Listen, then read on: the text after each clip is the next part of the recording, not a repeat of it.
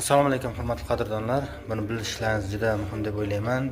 Hozirgi vaqtda elektroskoter elektromobillarga jeleza fosfatli akkumulyatorlar Xitoydan kelib boshladi.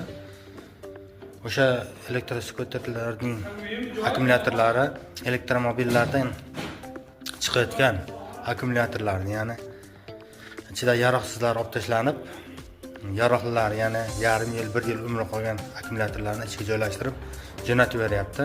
Hushyor bo'lasizlar. Nima deydi? Fermentli emas ular bunday olganda.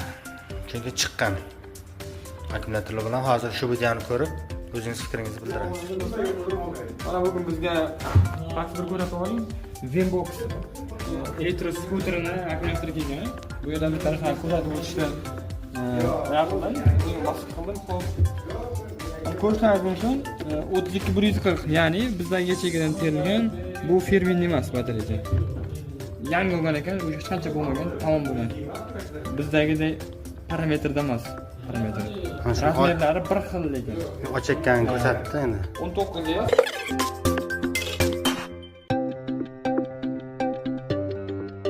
Mana ko'rishlaringiz.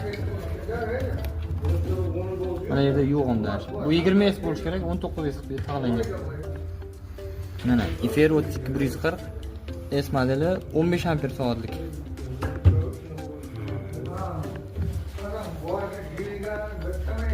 Gomez Smart Gomez. Gomez normalni Gomez ko'ring. Nikellari yaxshi istival bo'lmagandan qo'porib ketgan. Mana shunaqa tartibda yig'ilgan. Litir jeleza fosfat 19S 67 volt.